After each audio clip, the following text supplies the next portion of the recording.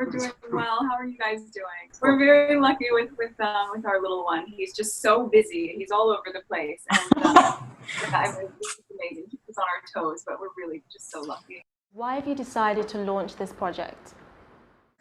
We've all decided to come together and do it. I mean, truth be told, and I was in the UK for a few years until we moved back here. I didn't realize that there was a Black History Month in Britain. And so to have that brought to our attention was really exciting, I think, from a standpoint of everything that's going on in the world, but mostly just because it's about celebrating community. And really, if you're celebrating all of the individuals who are making an incredible impact within our community, then what a great thing to be a part of. To not only highlight those people that we either know personally and really find their work to be notable, but also to ask them to highlight who that next generation is, who those other people are. What it does is just really broaden the list of role models for young British people and people abroad, Black or white, or any other color for that matter. I think you can only, we've talked about this before, you can only be what you can see. And I think you guys touched on it right at the beginning there, which is, you know, the UK is incredibly diverse, and London especially is celebrated as one of the most diverse cities in the world.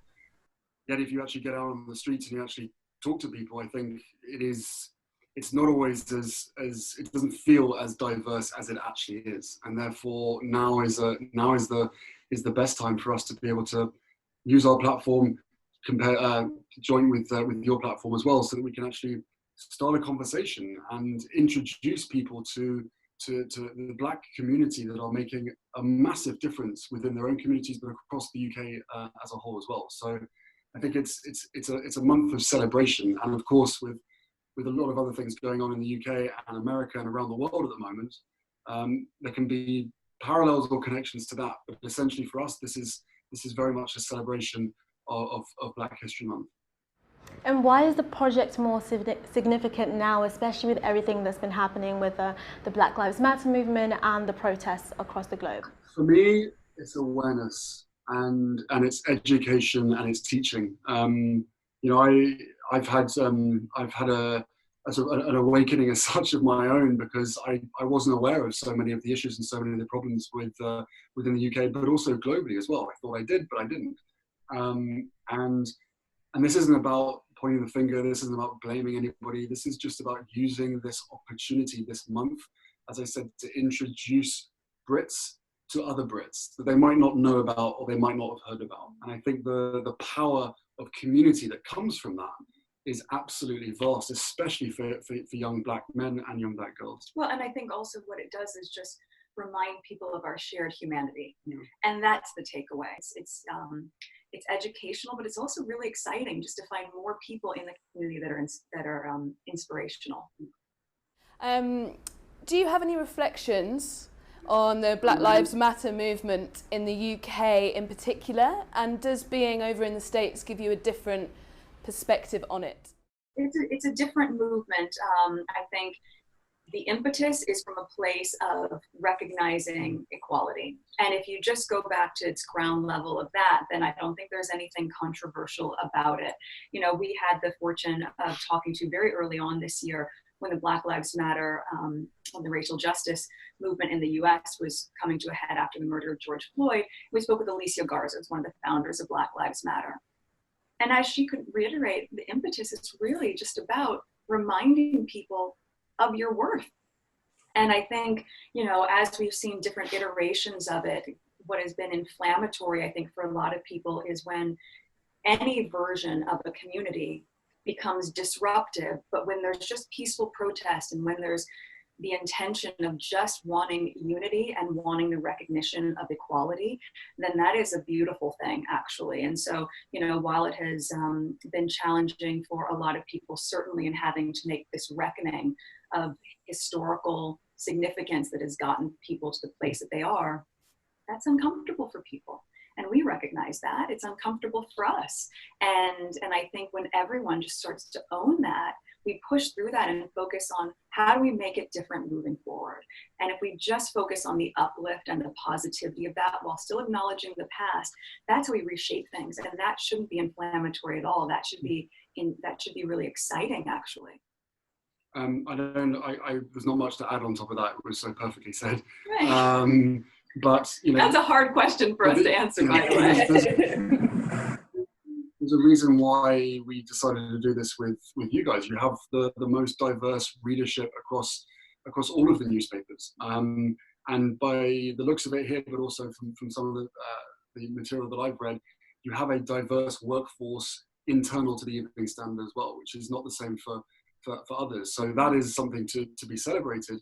But again, there is, just because of that, there can be a bias that comes out of reporting, out of society, out of all corners of society. And again, that was something that I wasn't aware of, but it became very clear to me. But again, for me, this is an opportunity for people to learn, for all of us to learn.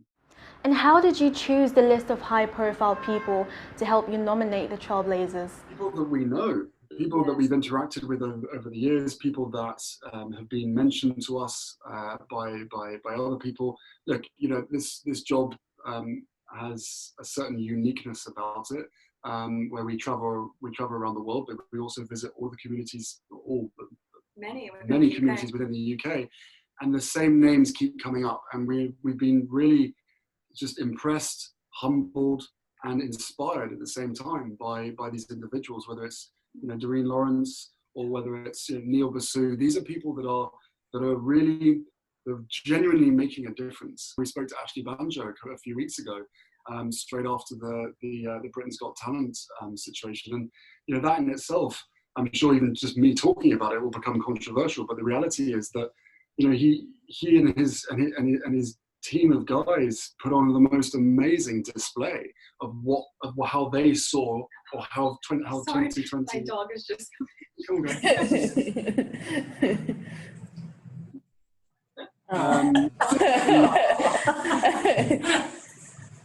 we had such a good chat with Ashley. He was really strong. He felt great about it, but at the same time he was concerned because of the reaction. And again, it's not about pointing the finger. It's not about blame. And I'll be the first person to say that this again is about learning what our part is in all this and how we can make it better. When you happen to look at some of the names that the people from our list that we know, some of the people that they suggested is really exciting. So for example, Meghan had chosen someone who created the Black curriculum. And when you start to look at history books and what we're taught, to see it through a different lens, or at least see it through a diverse lens, will help shape how children understand where they come from and then to know better where they're going.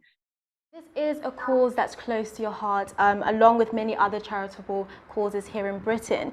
Is it difficult not being able to be in the UK at the moment to directly be involved in them? Well, I think with COVID, my goodness, everyone has gotten accustomed to what it means to be distanced, right? And so the impact of that, whether it's across the pond or it's across town, you're still, for the most part, through a computer screen.